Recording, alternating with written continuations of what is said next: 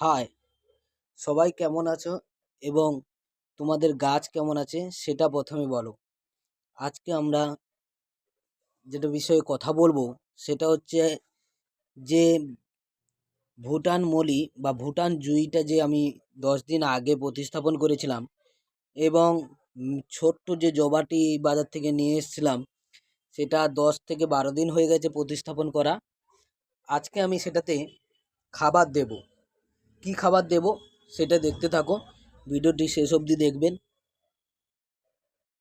গাছে খাবার দেওয়ার আগে আমাদের প্রথম কাজ হচ্ছে গাছের গোড়াটিতে খানিকটা উস্কিয়ে দেওয়া, মাটিটাকে ভালো করে উস্কে দেওয়া। উস্কে দেওয়ার পরে যেমন এটাতে আমি যে উস্কাচ্ছি দেখতে পাচ্ছ, ভুটান মরি বা ভুটান জুঁইতে, আর জবা গাছেও সেমভাবে উস্কে দেব। এরপর আমরা খাবারের দিকে যাব। দেখছি এখানে কি দেওয়া আছে, এটা কি বলো তো? এটা হচ্ছে হিউমিক অ্যাসিড, আর এটা এটা হচ্ছে আমি বছিয়ে রেখেছিলাম সর্ষের খোল আর হাড় গুঁড়ো।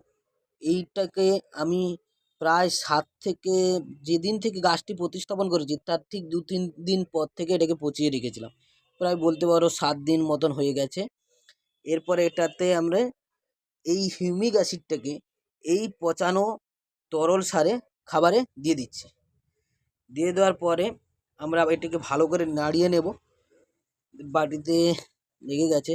আচ্ছা ঠিক আছে, আমরা এটাকে ভালো করে নাড়িয়ে নেব যাতে এই হিউমিক অ্যাসিডটা ভালোভাবে জলের সঙ্গে দ্রবীভূত হয়ে যায়।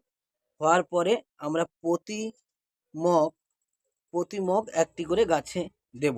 একটি 8 ইঞ্চি টবে আমরা প্রত্যেক 1 মগ করে গাছের গোড়াতে দেব। এরপরে দেখব এই হিউমিক অ্যাসিড দেওয়ার ফলে কি হবে, রুটটা ভালোভাবে বেরোবে। এরপর তারা গাছ খাবার গ্রহণ করতে খুব ভালো সুবিধা পাবে। এর ফলে গাছটি দ্রুত বৃদ্ধি পাবে, ফুল ভর্তি হয়ে আসবে গাছে। Thank you. এইভাবে তোমরা সবাই গাছের কেয়ার করো, খাবার দাও, দেখবে অতি অবশ্যই ভালো ফল পাবে।